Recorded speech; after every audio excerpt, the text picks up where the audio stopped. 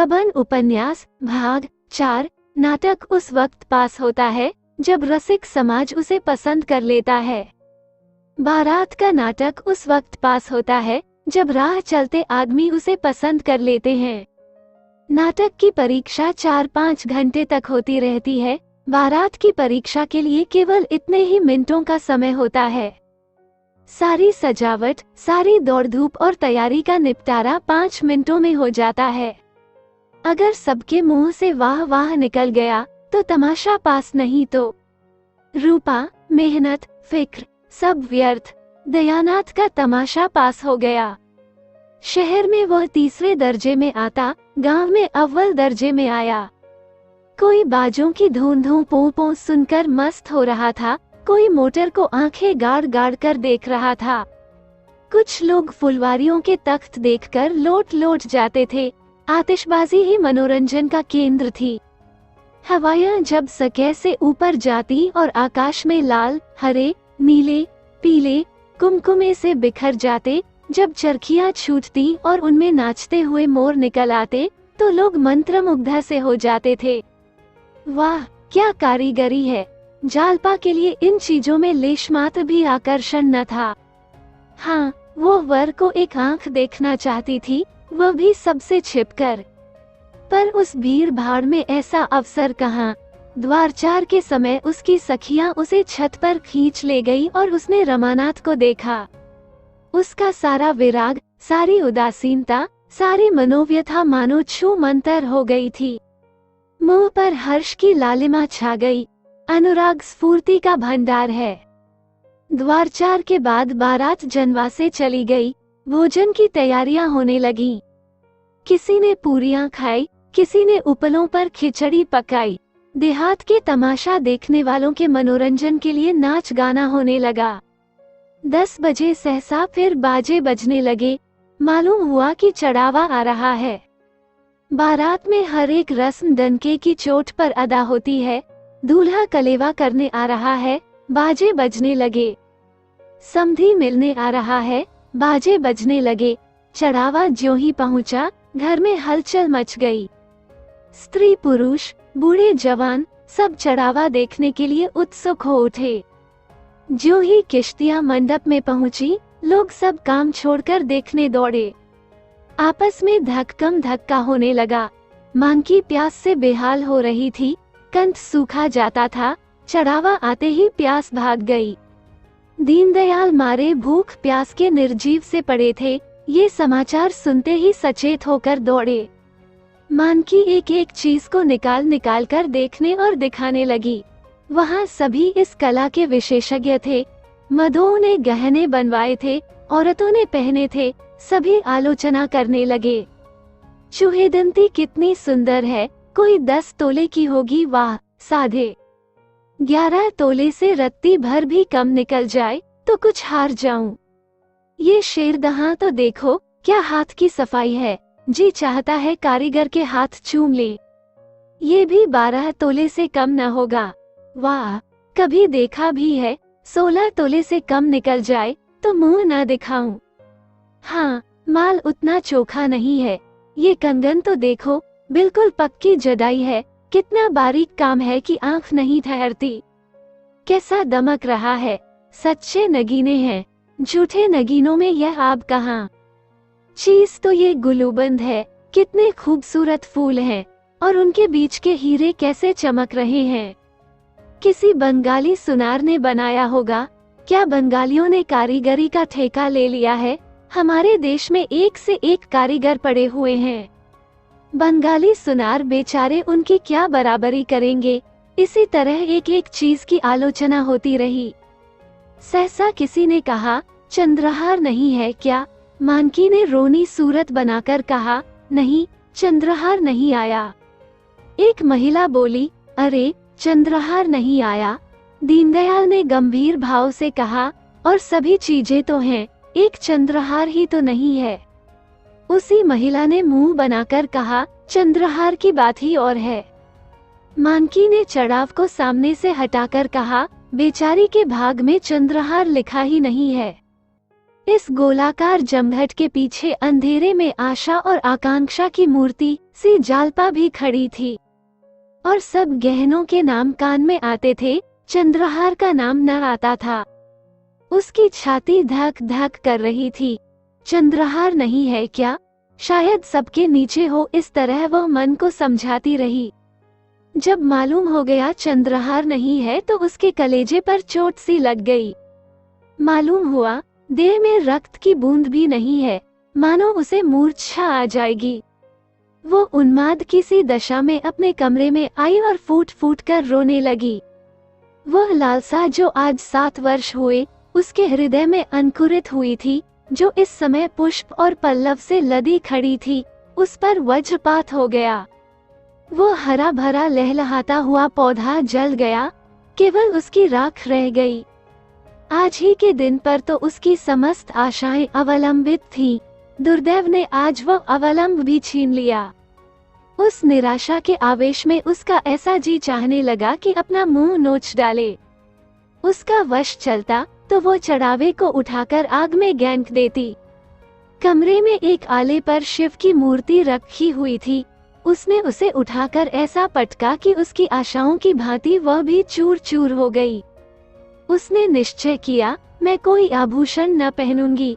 आभूषण पहनने से होता ही क्या है?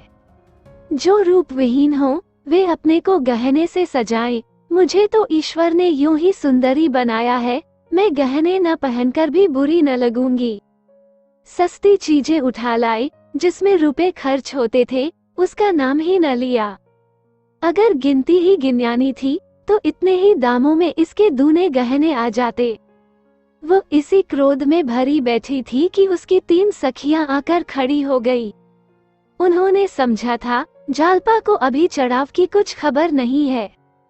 जालपा ने उन्हें देखते ही आंखें पोंछ डाली और मुस्कराने लगी।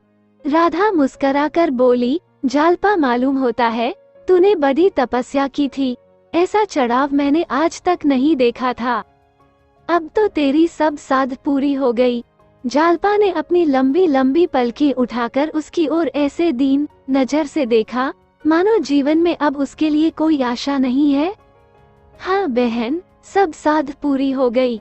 इन शब्दों में कितनी अपार मर्मातक वेदना भरी हुई थी, इसका अनुमान तीनों युवतियों में कोई भी न कर सकी। तीनों कौतूहल से उसकी ओर ताकने लगी, मानो उसका आशय उनकी समझ में न आया हो। बासंती ने कहा, जी चाहता है कारीगर के हाथ चूम लूं। शहजादी बोली, चढ़ावा ऐसा ही होना चाहिए कि देखने वाले भड़क उठें। बासंती, तुम्हारी सास बड़ी चतुर जान पड़ती है, कोई चीज नहीं छोड़ी। जालपा ने मुंह उधर कर कहा, ऐसा ही होगा राधा, और तो सब कुछ है, केवल चंद्रहार नहीं है। शहजादी, एक चंद्रहार के न होने से क्या होता है बहन, उसकी जगह गुलूबंद तो है। जालपा ने वक्रोक्ति के भाव से कहा, हाँ, देह में एक आंख के न होने से क्या होता है, और सब अंग होते ही हैं। आंखें हुई तो क्या, न हुई तो क्या। बालकों के मुंह से गंभीर बातें सुनकर जैसे हमें हंसी आ जाती है, उसी तरह जालपा के मुंह से ये लालसा से भरी हुई बातें सुनकर राधा और बसंती अपनी हंसी न रोक सकी। हाँ, शहजादी को हंसी न आई। यह आभूषण लालसा उसके लिए हंसने की बात नहीं, रोने की बात थी। कृत्रिम सहानुभूति दिखाती हुई बोली, सब न जाने कहाँ के जंगली हैं कि और सब चीजें तो लाए, चंद्रहार न लाए जो सब गहनों का राजा है। लाला अभी आते हैं तो पूछती हूँ कि तुमने ये कहाँ की रीति निकाली है। ऐसा अनर्थ भी कोई करता है। राधा और बासंती दिल में कांप रही थी कि जालपा कहीं ताड़ न जाए। उनका बस चलता तो शहजादी का मुंह बंद कर देती, बार बार उसे चुप रहने का इशारा कर रही थी, मगर जालपा को शहजादी का यह व्यंग्य संवेदना से परिपूर्ण जान पड़ा। सजल नेत्र होकर बोली, क्या करोगी पूछकर बहन, जो होना था सो हो गया। शहजादी, तुम पूछने को कहती हो, मैं रुलाकर छोड़ूंगी। मेरे चढ़ाव पर कंगन नहीं आया था, उस वक्त मन ऐसा खकरा हुआ कि सारे गहनों पर लात मार दूं। जब तक कंगन न बन गए मैं नींद भर सोई नहीं। राधा, तो क्या तुम जानती हो जालपा का चंद्रहार न बनेगा। शहजादी, बनेगा तब बनेगा, इस अवसर पर तो नहीं बना। 10-5 की चीज तो है नहीं कि जब चाहा बनवा लिया। सैकड़ों का खर्च है, फिर कारीगर तो हमेशा अच्छे नहीं मिलते। जालपा का भग्न हृदय शहजादी की इन बातों से मानो जी उठा। वो रूंधे कंठ से बोली, यही तो मैं भी सोचती हूँ बहन, जब आज न मिला तो फिर क्या मिलेगा। राधा और बसंती मन ही मन शहजादी को कोस रही थी और थप्पड़ दिखा दिखाकर धमका रही थी, पर शहजादी को इस वक्त तमाशे का मजा आ रहा था। बोली, नहीं, ये बात नहीं है जल्ली, आग्रह करने से सब कुछ हो सकता है। सास ससुर को बार बार याद दिलाती रहना। बहनोई जी से 2-4 दिन रूठे रहने से भी बहुत कुछ काम निकल सकता है। बस यही समझ लो कि घर वाले चैन न लेने पाए, ये बात हरदम उनके ध्यान में रहे। उन्हें मालूम हो जाए कि बिना चंद्रहार बनवाए कुशल नहीं। तुम जरा भी ढीली पड़ी और काम बिगा। राधा ने हंसी को रोकते हुए कहा, इनसे न बने तो तुम्हें बुला ले। क्यों, अब उठूंगी कि सारी रात उपदेश ही करती रहोगी। शहजादी, चलती हूँ, ऐसी क्या भागड़ा पड़ी है। हाँ, खूब याद आई। क्यों जल्ली, तेरी अम्मान जी के पास बड़ा अच्छा चंद्रहार है, तुझे न देंगी। जालपा ने एक लंबी सांस लेकर कहा, क्या कहूँ बहन, मुझे तो आशा नहीं है। शहजादी, एक बार कहकर देखो तो, अब उनके कौन पहनने ओढ़ने के दिन बैठे हैं। जालपा, मुझसे तो न कहा जाएगा। शहजादी, मैं कह दूंगी। जालपा, नहीं नहीं, तुम्हारे हाथ जोड़ती हूँ, मैं जरा उनके मात स्नेह की परीक्षा लेना चाहती हूँ। बसंती ने शहजादी का हाथ पकड़कर कहा, अब उठेगी भी कि यहाँ सारी रात उपदेश ही देती रहेगी। शहजादी उठी, पर जालपा रास्ता रोककर खड़ी हो गई और बोली, नहीं, अभी बैठो बहन, तुम्हारे पैरों पड़ती हूँ। शहजादी, जब ये दोनों चुड़ैलें बैठने भी दे, मैं तो तुम्हें गुर सिखाती हूँ और ये दोनों मुझ पर झल्लाती हैं। सुन नहीं रही हो, मैं भी विष की गांठ हूँ। बसंती, विष की गांठ तो तू है ही। शहजादी, तुम भी तो ससुराल से साल भर बाद आई हो, कौन कौन सी नई चीजें बनवा लाई। बसंती, और तुमने 3 साल में क्या बनवा लिया। शहजादी, मेरी बात छोड़ो, मेरा खसम तो मेरी बात ही नहीं पूछता। राधा, प्रेम के सामने गहनों का कोई मूल्य नहीं। शहजादी, तो सूखा प्रेम तुम ही को गले। इतने में मानकी ने आकर कहा, तुम तीनों यहाँ बैठी क्या कर रही हो, चलो वहाँ लोग खाना खाने आ रहे हैं।